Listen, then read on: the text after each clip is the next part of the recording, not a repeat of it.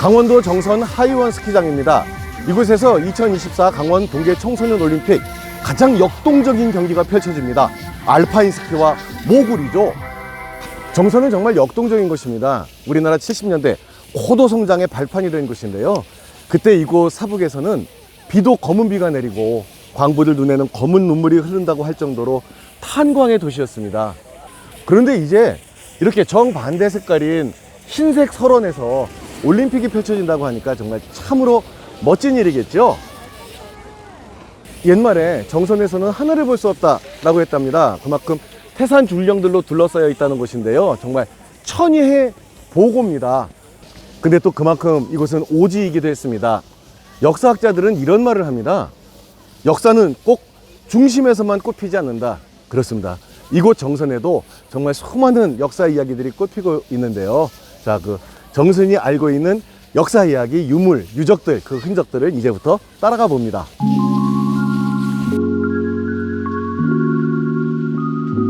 강원도 정선 태백산 정암사, 지금은 한백산이죠.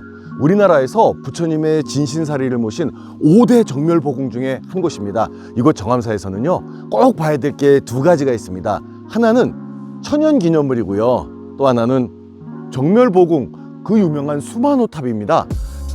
자, 정암사, 이 깨끗한 돌이라는 이 이름처럼 이 문을 통과해 들어가면 제 자신도 아주 깨끗하게 정화될 것 같은 그런 느낌을 주는 사찰입니다. 수만호탑까지 정말 참 10분 동안 산책하기 좋은 길을 올라갈 텐데요. 그 전에 바로 앞에 일심교가 있습니다.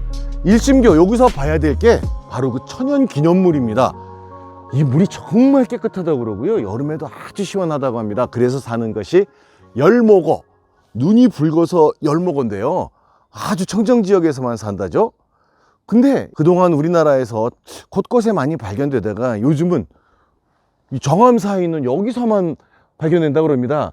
여름에 보면 여기 열목어 때 많이 보이는데요, 지금은 뭐 안 보입니다. 얼음 때문에. 야, 그래도 이 얼음 속에서 봄에 또 열목어가 다시 헤엄을 치고 다닌다는 거, 이게 정말 자연의 신비 같습니다.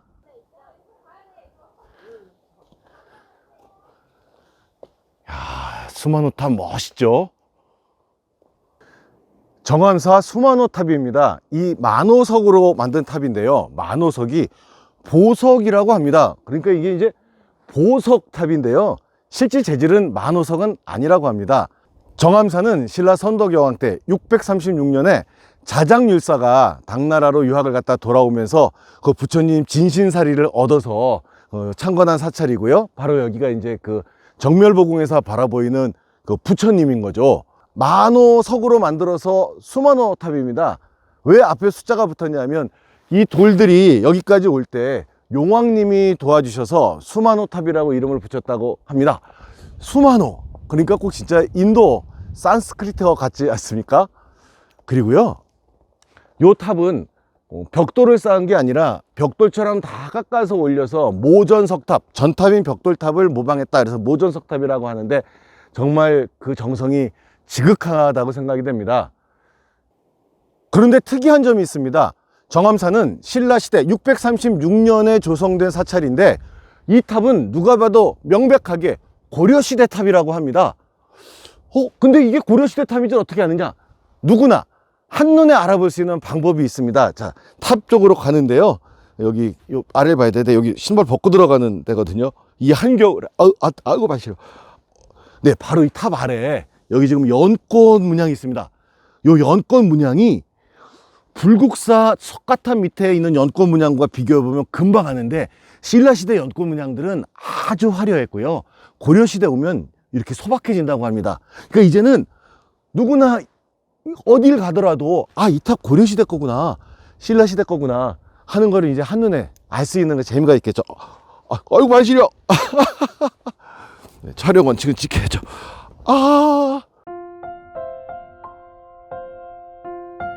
삼탄 아트마인은 삼척탄좌의 삼탄, 예술의 아트, 광산의 마인, 이 단어를 합성해서 만든 말인데요, 이제는 문화예술 광산의 브랜드가 되었습니다.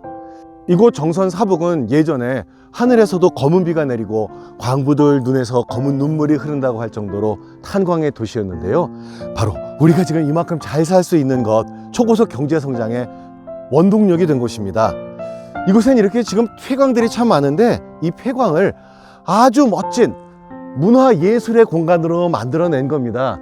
이 안에는요, 우리 70년대에 살았던 생활상의 모습들, 그리고 실제로 생생한 그 갱도 모습을 다 볼 수 있는데, 그걸 한 단계 승격시켜서 아주 멋지게 문화예술 공간으로 탈바꿈시켜낸 것이죠. 자, 3탄 아트마인. 3탄 아트마인 2층은 그 당시 광부들의 갱의실, 탈의실이었다고 하는데요. 지금은 이렇게 강렬한 느낌의 흑백 사진들이 전시되어 있습니다. 보니까 마음이 굴컥한데요. 왜냐하면 바로 이 모습이 우리의 초고속 경제성장을 일궈낸 주역들이고 바로 그 원동력이기 때문입니다. 석탄은 우리 서민들의 영원한 벗이죠. 가격이 싸기 때문에. 그리고 실제로 근데 우리나라 경제를 살렸습니다. 1970년도 전 세계 오일 쇼크, 석유 파동이 일어납니다. 1차는 이스라엘과 아랍권의 분쟁으로 인해서 아랍 산유국들이 석유를 무기화하죠. 그러면서 유가가 막 폭등을 했고요. 두 번째는 이란 혁명으로 인해서 또 유가가 감당 불가였습니다. 그런데 우리는 그때 이 석탄으로 인해서 경제의 충격을 많이 완화시켰거든요. 야, 그 모습들인데요. 근데 지금 이 3탄 아트마인 2층은요, 이렇게 세계 미술품 수장고로 운영되고 있으니까 갑자기 묘한 생각이 듭니다. 영화 국제시장이 떠올랐다. 그럼 제가 너무 감정 과잉일까요? 참, 근데요, 이 공간은 재래식 화장실이었답니다. 푸세식. 근데 이거 다시 원래 원상 복구 다시 한다는 것 같죠? 석탄은 한번 만들어지는데 2억 년의 시간이 걸린다고 합니다. 자, 2억 년의 시간을 캐는 사람들, 그 삶의 이야기. 그런데 폐광과 함께 이 이야기가 끝난 게 아니라 이제 다시 또 다른 2억 년을 향해 새롭게 써나가는 우리들의 이야기거든요. 강원도 정선 3탄 아트마인에서 함께 할 수 있습니다.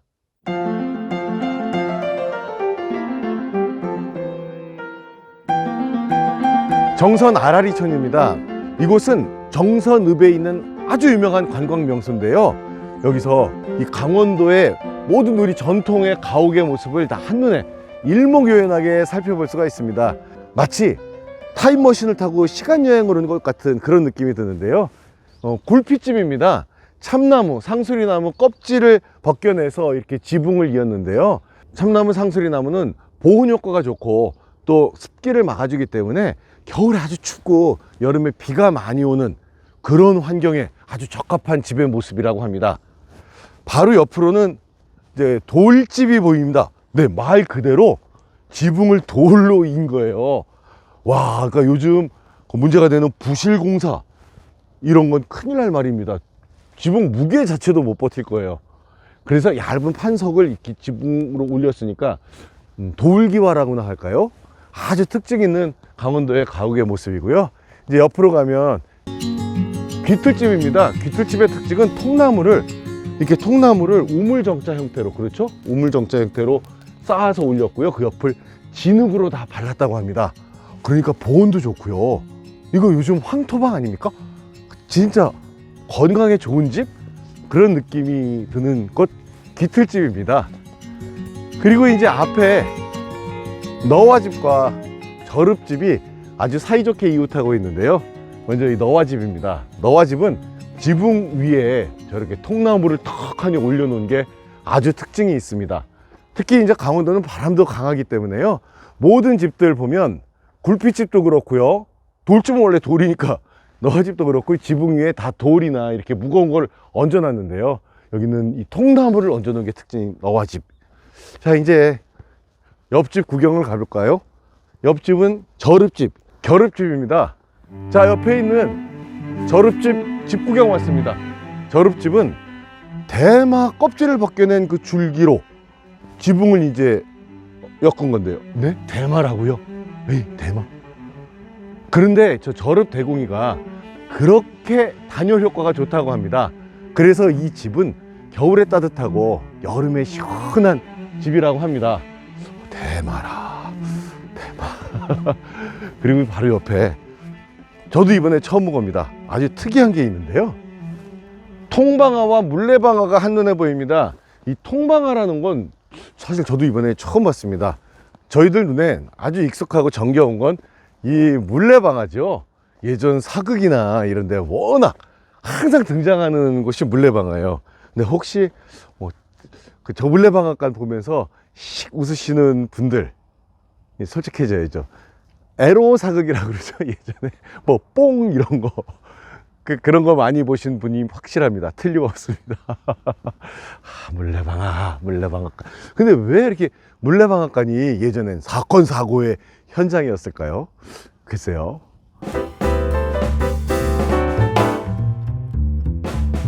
강원도 정선 아우라지입니다. 이 정선은 워낙 태산 줄령들로 둘러싸여 있어서 옛말에 하늘이 보이지 않는 곳이다 라는 말도 있었다고 하는데요.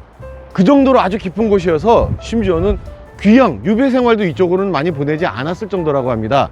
이 강원도 정선 아우라지가 말 그대로 두 개의 물줄기가 합쳐지는 곳이라는 뜻인데, 여기서 재밌는 건 여기에서 떼돈이라는 말이 나왔다는 겁니다. 떼돈 벌고 싶으시죠?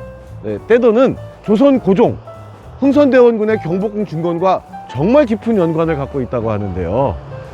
경복궁 중건을 하려면 아주 이런 아름드린 나무들이 필요합니다. 이 강원도 정선이 바로 그 목재들의 보고입니다.